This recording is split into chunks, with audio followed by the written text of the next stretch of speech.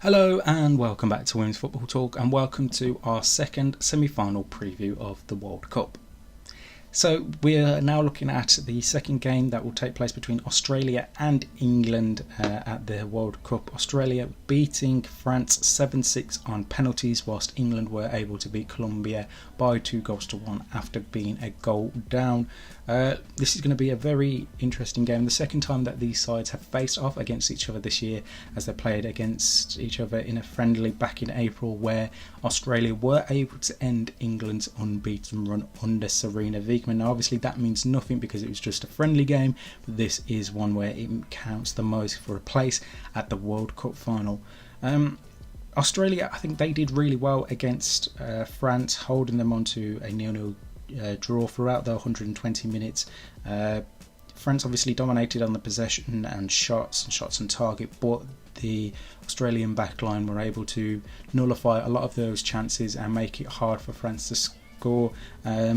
And then I think when it came down to penalties, Mackenzie Arnold was absolutely fantastic, managing to save a couple of the penalties, and then obviously Courtney Vine stepping up to score the decisive penalty to make Australia progress through to the semi-finals, winning 7-6.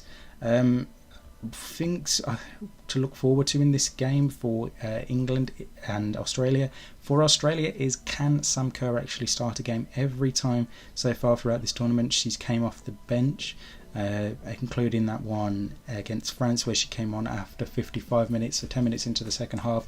Is she now able to play a full 90 minutes or potentially more minutes if they go to extra time and penalties again? It remains to be seen. I think if we look at some of the problems that Australia can cause, you look at their forward players, the likes of Caitlin Ford and Mary Fowler, even how far Steph Catley can get up on that left hand side, I think that can cause a bit of problems for England's right hand side of Lucy Bronze, Jess Carter. The problems with their speed and the defensiveness, I think, will cause a lot of problems for Serena Wiegman's side. Even if you look at the flip side, on the right hand side of the pitch, Ellie Carpenter, Hayley Raso and Emily Van Egmond, again, their pace can cause England problems, so that is something to be very wary of. Again, I think what has been definitely a help for Australia is obviously they've got the fans there, they've been the 12th supported massively, and there hasn't really been too many weak points of Australia to say, okay, this is where I can see England being able to exploit them too well, because for me, England haven't had a standout tournament. Yes, obviously getting to the semi-finals, you know where to get, you've got the right results to be there, but they haven't really stood out and gone, okay, this is what we saw at the European Championships last year.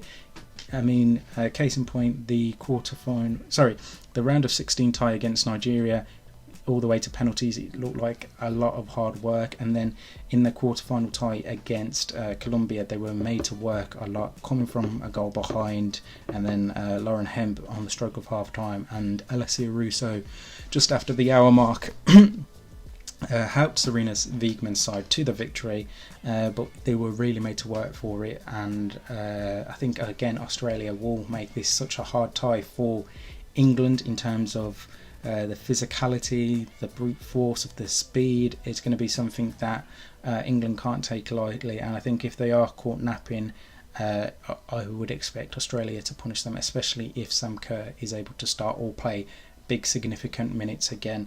I think though, for me, if I was to make a prediction on this one, I think England would there's something about England when it comes to being in these dying moments. We saw it against Colombia when they needed to come up clutch. They managed to get the goal from Alessia Russo. The substitutions I think Serena Wiegman has made throughout this tournament have been very impressive. Somewhat on the later side of the game, which I think I've seen many people not really impressed with how late she made them, especially against Colombia. Chloe Kelly not coming on until the 84th minute, Bethany England coming on in the 93rd minute. That was obviously just a waste of time.